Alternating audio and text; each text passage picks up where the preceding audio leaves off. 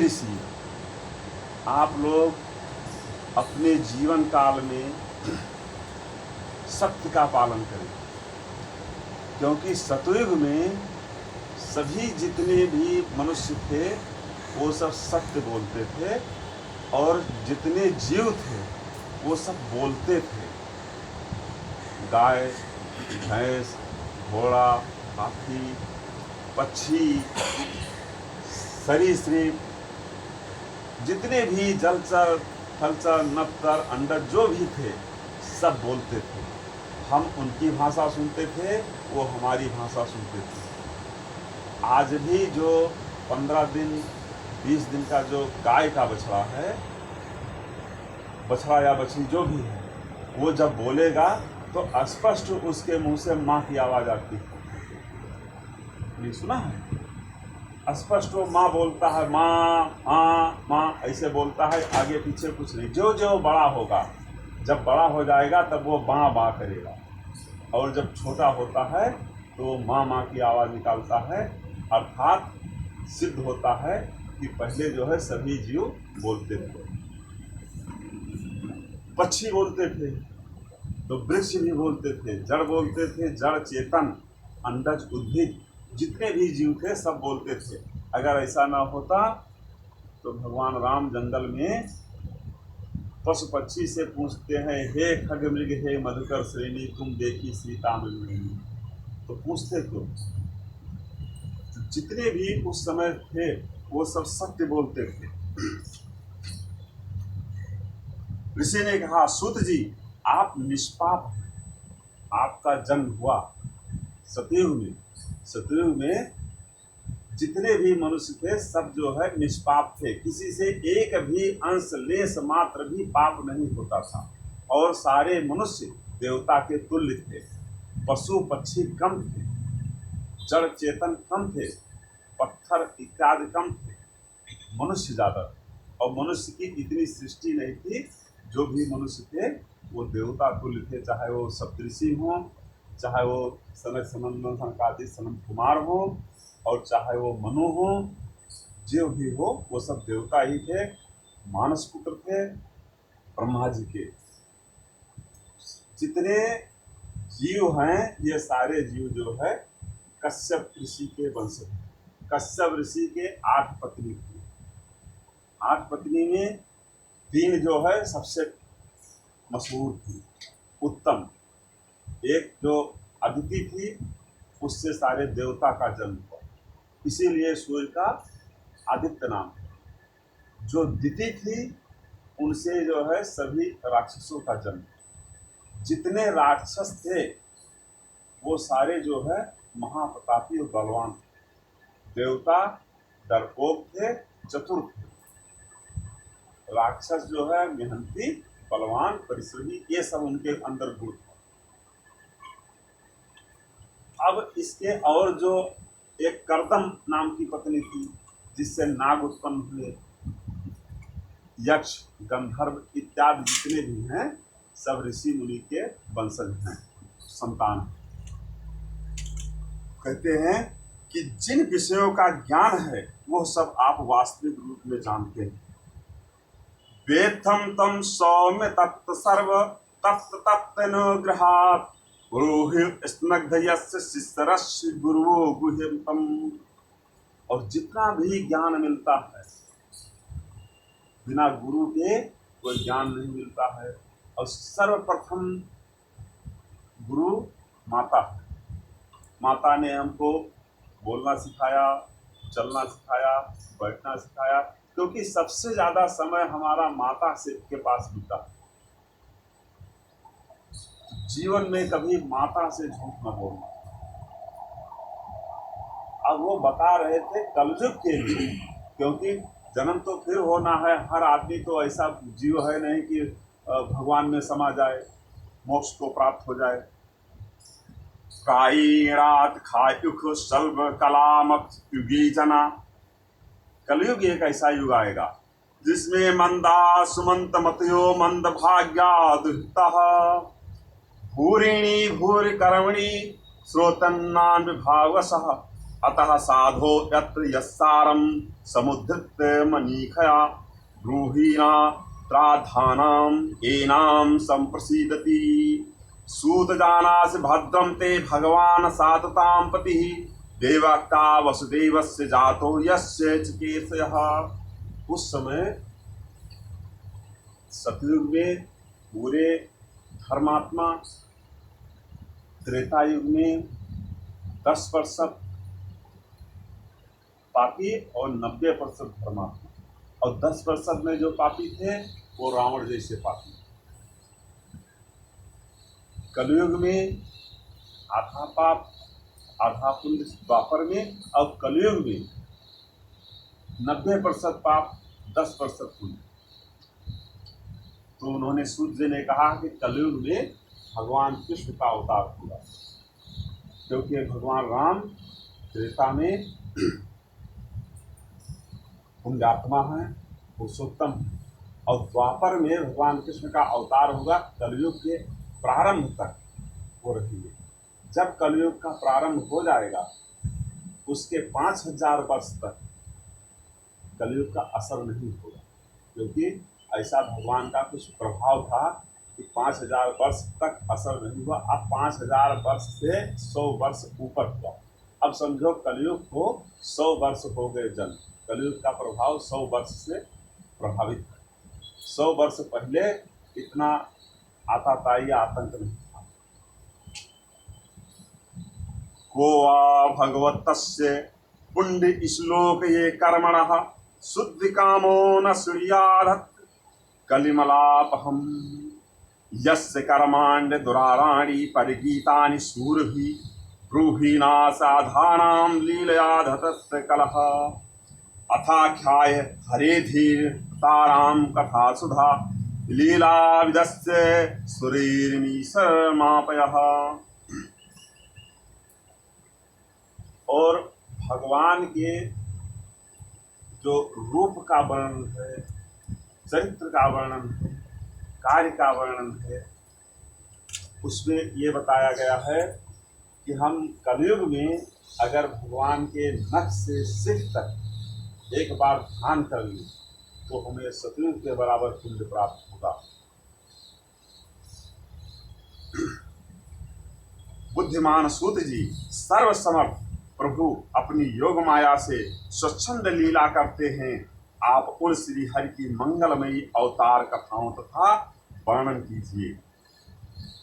सूत जी से कहते हैं, यानी नारद जी जो है उनको कहा बताया कि इत संप्रन्न हिष्टो विप्राणाम रोमहर्षणिः प्रत्यपूज्य वस्ते खाम प्रयुक्ता मुचिति यम प्रभंजन्मेतां पेति कृत्वा द्वैपानयो विरहकातारम आजुहाव पुत्रे तन्मयावृत्यम सर्व हृदय मुनिमानतो अस्मि।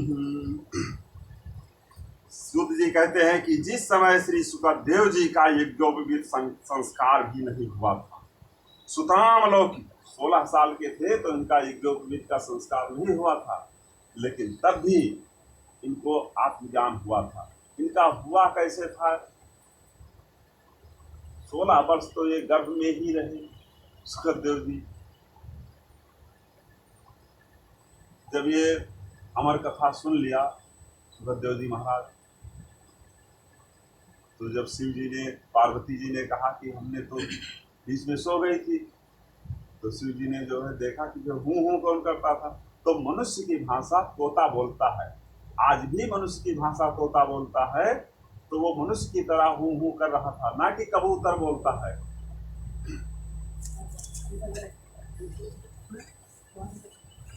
तो शिव जी जो है नशे में रहते हैं हमेशा। इन्होंने ये नहीं देखा कि अब ये अमर हो गया है तो हम इसका क्या बिगाड़ सकते। इन्होंने त्रिशूल फेंक के मारा और सुखदेव जी भागे। ब्रह्मांड में भागते रहे 7 दिन। 7 दिन के बाद में देखा कि एक माता दिव्य भगवान को जो है सूर्य को अर्घ दे रही हैं, तो जब ऊपर को मुंह किया तो उनका मुंह खुला था। सुखदेव जी उनके मुंह में घुस गए। अब घुस गए, अब जब भगवान को उन्होंने जल अर्पण कर दिया, मुंह बंद हो गया। अब ये क्या करें। और त्रिशूल जो है चारों तरफ जो है माता के घूमता रहा। तो व्यास जी को जो है, व्यास जी तपस्या में थे, उनको पता नहीं था। 16 वर्ष के बाद जब व्यास जी वापस आए तो 16 वर्ष तक जो है माता के पेट में सुखदेव जी रहे। अब जब वो आए नजदीक तब देखा कि शिव जी का त्रिशूल घूम रहा है, तो उन्होंने माता से पूछा कि ये त्रिशूल क्यों घूम रहा है, किसने आपकी रक्षा के लिए भेजा है। बोले हमें नहीं पता है, हमें लगता है कि हमारे पेट में बच्चा है और ये त्रिशूल उसकी रक्षा कर रहा है। तो सुखदेव जी अंदर से बोले ये रक्षा नहीं कर रहा, ये हमें मारने के लिए आया है, इसलिए हम निकल नहीं रहे हैं। किसने ये उदंडता की है? व्यास जी ने कहा ये भगवान शिव ने जो है हमको त्रिशूल फेंक के मारा है। भगवान शिव जी के पास गए, पूछा ऐसा आपने क्यों किया? बोले उसने अमर कथा सुन ली है। बोले भोलेनाथ, आपको तो इतना होश होना चाहिए, जब आपने ही उसको अमर होने का वरदान दे दिया, अमर कथा सुना दी, तो फिर क्यों मारने छोड़ दिया? अब क्या मार पाओगे? बोले हाँ व्यास जी, ये तो हमसे अपराध हो गया। तब सुखदेव 16 वर्ष पेट में ही थे, तो जब उनका जन्म हुआ तो यज्ञोपवीत कहाँ हुआ? और 16 वर्ष की अवस्था में ही बाल रूप में ही जो है परीक्षित उनको बुलाने चले गए थे, हमें कथा सुना दो, 1 हफ्ते में हमें श्राप हो गया।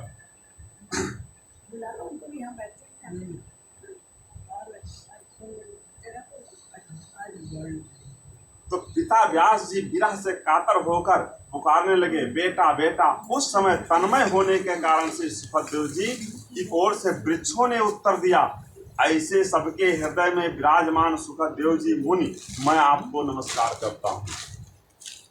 श्रीमद् भागवत अत्यंत गोपनीय रहस्यमय पुराण है। यह भगवत स्वरूप का अनुभव कराने वाला और समस्त वेदों का सार है। संसार में फंसे हुए लोग इस घोर अंधकारमय से पार पाना चाहते हैं, उनके लिए आध्यात्मिक तत्वों का प्रकाशित कराने वाला ये अद्वितीय उसको कहते हैं जिसका कोई दूसरा ना हो। एक अद्वितीय सिर्फ ईश्वर है जो अमर है। तो शिव जी अमर है और शिव जी को अद्वितीय कहा गया है, जिनका कोई दूसरा नहीं। भगवान के अवतार नर नारायण, ऋषियों की सरस्वती देवी और व्यास जी को मैं नमस्कार करता हूँ। इस अंतःकरण के विकारों पर विजय प्राप्त कराने वाले श्रीमद् भागवत महापुराण का पाठ करना चाहिए। ऋषियों, आपने संपूर्ण विश्व के कल्याण के लिए बहुत सुंदर प्रश्न किया है, क्योंकि यह प्रश्न श्री कृष्ण के संबंध में है और इससे भली भांति आत्मशुद्धि हो जाती है। मनुष्यों के लिए सर्वश्रेष्ठ धर्म वही है जिससे भगवान श्री कृष्ण में भक्ति हो, भक्ति भी ऐसी जिसमें किसी प्रकार की कामना न हो और जो नित्य निरंतर बनी रहे। ऐसी भक्ति से हृदय आनंद रूप परमात्मा की उपलब्धि करके कृत हो जाता है। अब भक्ति तभी प्राप्त हो सकती है जब हमारे अंदर कोई जो है सकाम भावना, बिल्कुल निस्वार्थ,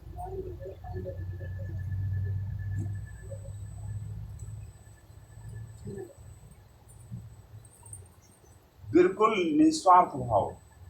हम आए हैं तो हम भगवान से कुछ मांगे ना, कुछ कहें ना, बल्कि हंस के जाएं और ये कह के जाएं कि भगवान आपने हमको दर्शन दे दिया, इतना ही धन्य। इतने में ही हम धन्य हो गए कि आपका दर्शन हो गया, आपने जितना दिया है उससे हम बहुत प्रसन्न हुए। ये है निष्काम भाव। सकाम भाव ये है भगवान आज दिन कैसे बीतेगा आपने हमारे साथ किया क्या। तो ये है जो है सकाम। और सकाम में हमारे अंदर जो है हमारा मन साफ नहीं है। एक हमारे अंदर लोभ, जब लोभ होगा तभी हम कोई चीज मांगेंगे, और जहां हमने मांग लिया वहीं पर हमने सारी तपस्या मिथ्या कर दी। रजस्तमा प्रकृत्या समशीला भजन्ति वे पितृभूत प्रजेशादीन श्री सवर प्रजतम वासुदेव परा वेदा वासुदेव परामख वासुदेव परा योगा वासुदेव परा क्रिया वासुदेवं परम ज्ञानम वासुदेवं परम तपः वासुदेव परम धर्मो वासुदेवः परागति एवेदं सर्वजागृते भगवान नारायणः सजत्तद्रुपया चासो गुणमयात गुणो विभुः। रजोगुण तमोगुण सतोगुण, ये जो तीनों प्रकार के गुण हैं, ये सारे गुण मनुष्य के अंदर होते हैं। वो जिस गुण का उपयोग करना चाहे उस गुण का उपयोग कर सकता है। जब वो प्रसन्न होता है तब वही आदमी हमको देवता के तुल्य लगता है। जब वो नाराज होता है तब वही आदमी हमको काल के तुल्य लगता है। जब वो हमारे साथ जो है ऐसी जगह पर मदद करने के लिए खड़ा हो जाता है तब वही हमारे लिए ईश्वर हो जाता है। वो देवता है, वही ईश्वर है, और वही जो है हमारे लिए काल बन जाता है। तो मनुष्य और भगवान कहते हैं कि वही मखा है, वही क्रिया है, वही तप है, वही गति है, वही जो है हमारा विभु, यानी सब कुछ वही है। अगर हमारा मन पवित्र है, अगर हमारे मन में जो है लालसा है तो कुछ नहीं कर सकता है।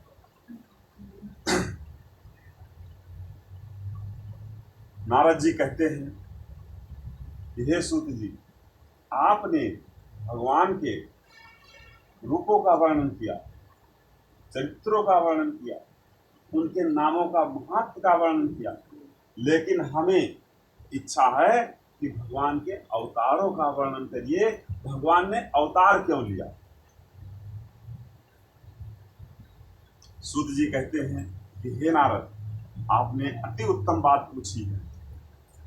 यस्यामभि शयानस्य योग निद्रा वितंतवतः नाभेस्ताम्बुजादिस ब्रह्मा विश्वसृजां पतिः यस्यावेश स्थाने कल्पितो लोक विस्तरः तद्वै भगवतो रूपम विशुद्धम सत्वमूर्जितम।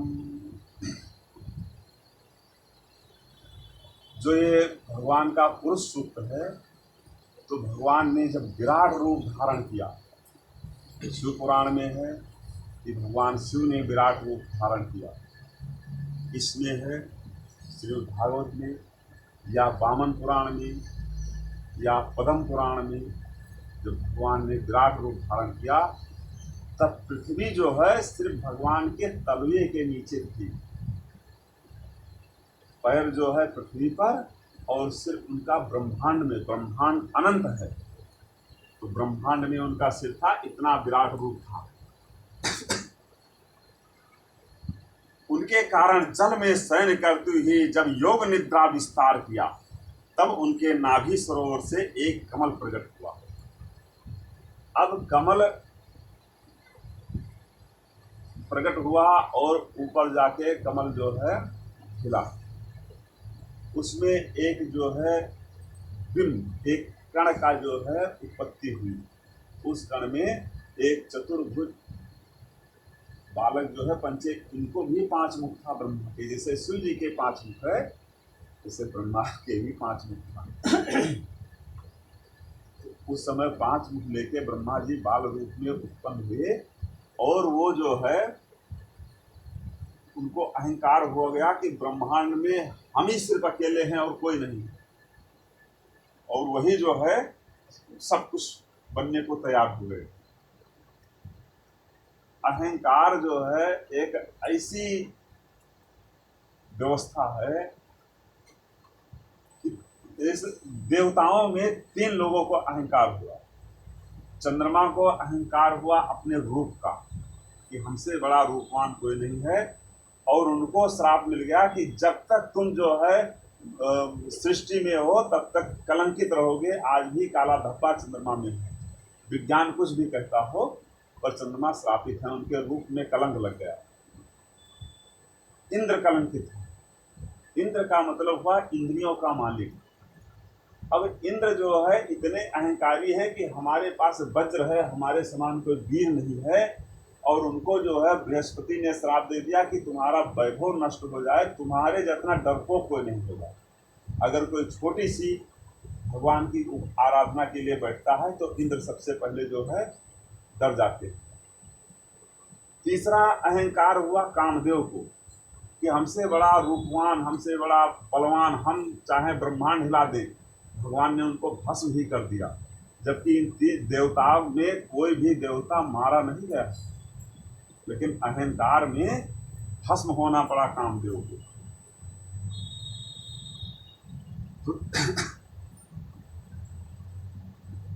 अब ऐसे ही अहंकार ब्रह्मा को हो गया कि हम जहां तक देखते हैं या तो जल दिखाई देता है, जल ही जल, या पृथ्वी है, कोई नहीं है, हम ही सब कुछ हैं। किसी ने आवाज दिया योग माया। योग माया का मतलब होता है कि मायापति सिर्फ भगवान विष्णु हैं, वो ही माया रचते हैं। तो योग माया ने उनको कहा कि ब्रह्मा जी एक बार जल में उतर के तो देखो, हो सकता है कुछ और आपको मिल जाए। जल में क्या देखे, हमारे समान तो कोई नहीं है। तो बोले नाल में उतरो, देखो ये नाल कहीं लगी तो है। तो ये कई हजार वर्षों तक ऊपर से नीचे चले गए। इसके बाद में जब इनको कुछ ना पता चला तब फिर नीचे से ऊपर गए, ऊपर से नीचे होते रहे और पता ही नहीं चले कि ये नाल, इसकी जड़ कहाँ है। फिर ये थक गए, फिर इनको होश आया कि ये कोई शक्ति है। फिर उन्हें बड़ी आराधना किया। तब भगवान ने कहा आप हमारे जो है हमारे अंश से उत्पन्न हुए हैं, आप हमारे संतान। तब उनको नाभिकल्प जो है पद्मनाभ भगवान जहाँ लेटे हुए हैं वहीं से जो है उनको मूल तक पहुँचाए। मूल तक पहुँचने के बाद अब ब्रह्मा और विष्णु दो मिले। अब इनको अहंकार हो गया कि ब्रह्मा ने कहा कि हम दो ही श्रेष्ठ हैं, तीसरा कोई नहीं। तब चले गए शिव जी के पास। शिव जी के पास, और शिव जी तो अजन्मा है, तो उन्होंने कहा कि तुम हमारा रूप नहीं। उन्होंने अपने लिंग को बढ़ा दिया। अब उस पर यह हुआ कि जो सबसे पहले सबसे ऊपर जो है फूल चढ़ा के आएगा वो जो है उसको हम सर्वोत्तम मान लेंगे। विष्णु और ब्रह्मा दोनों चले, बीच में मालती मिली। मालती ने ब्रह्मा से कहा कि आप फूल जो है यहीं चढ़ा दो, कह दो कि हम पहुंच गए ऊपर तक। जब ये देखा तो शिव जी ने मालती को श्राप दे दिया कि आज के बाद आप हमारे ऊपर नहीं चढ़ सकते। तब ब्रह्मा और विष्णु ने कहा कि आपको हम ईश्वर की उपाधि देते हैं। ईश्वर जो है भगवान शिव, विधाता ब्रह्मा है और अन्नदाता विष्णु। तो जो 5 भूत हैं वो 16 कलाएं थी। जो इंद्रियाएं हैं, इंद्रियाएं हमारे जो है 10 अवतार हैं और इंद्रियाएं हैं। इंद्रियाओं में, हर इंद्रियाओं में एक एक कला है। जिन्होंने कारण जल में शयन करते हुए जब योग निद्रा विस्तार किया तब उन्हें नाभि सरोवर से एक कमल प्रकट हुआ और कमल से प्रजापति के अद्भुत ब्रह्मा जी उत्पन्न हुए। भगवान के उस विराट रूप का अंग प्रत्यंग ही समस्त लोकों की कल्पना की गई है। वो भगवान का विशुद्ध तत्व में श्रेष्ठ रूप है। योगी लोग दिव्य दृष्टि से भगवान के रूप का दर्शन करते हैं। भगवान का वह रूप हजारों पैर, जांघें, भुजाएं, मुखों के कारण अत्यंत विलक्षण हैं, जिसमें सहस्त्रों सिर, हजारों कान, हजारों आंखें और हजारों नासिकाएं हैं। हजारों मुकुट, वस्त्र और कुंडल आदि आभूषणों से विभूषित हैं। भगवान की यही पुरुष रूप जिसे नारायण कहते हैं अनेक अवतारों का अक्षय कोश है। इसी से सारे अवतार प्रकट हुए। भगवान के विराट रूप से सारे अवतार पहले ही निश्चित हो गए थे कि हम जो है सबसे पहले मत्स्य अवतार लेंगे, इसके बाद में कूर्म अवतार लेंगे, इसके बाद में हम 12 अवतार लेंगे, नरसिंह अवतार लेंगे। ऐसे ऐसे सब उनके विराट रूप में जो है अवतारों का रूप दिख रहा था।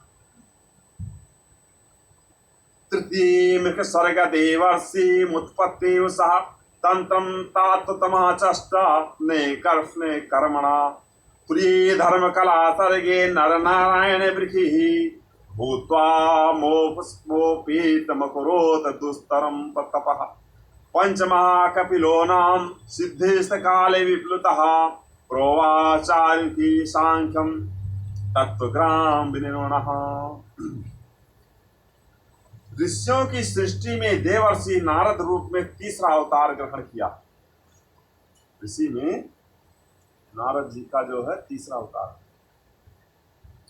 सबसे पहला मनु ब्रह्मा जी से मनु की उत्पन्न, दूसरे में अवतार हुआ है कश्यप का, तीसरे में नारद जी, चौथे में सनक सनंदन और ये सब हुए हैं, और चौथे नहीं ये पांचवें हैं। चौथे में दक्ष, पांचवें में ये है। इसके बाद में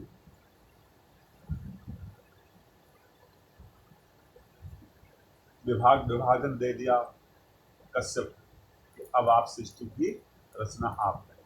लेकिन मन शत्रुपा का सबसे पहले जो है वो किया है, और वशिष्ठ का सदृश्यों का, जिसमें जो है जो रावण के दादा थे पुलस्त, वो ब्रह्मा जी के जो है पुत्र हैं।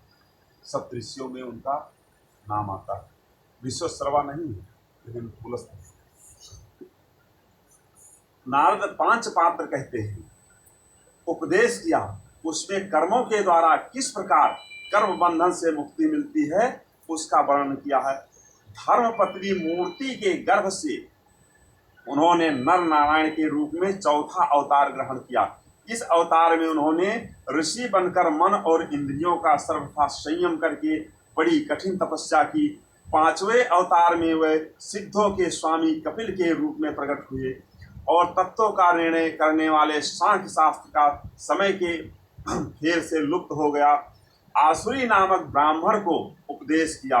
अनुसुईया के वर मांगने पर छठे अवतार में अत्रि संतान दत्तात्रेय का उत्पन्न हुआ। इस अवतार में उन्होंने अलर्क एवं प्रहलाद आदि को ब्रह्म ज्ञान का उपदेश किया। सातवीं बार रुचि प्रजापति की आकृति नामक पत्नी से यज्ञ के रूप में उन्होंने अवतार ग्रहण किया और अपने पुत्र याम आदि देवताओं के साथ स्वयंभू मनवंतर की रक्षा की। राजा नाभ की पत्नी मेरु देवी के गर्भ से ऋषभ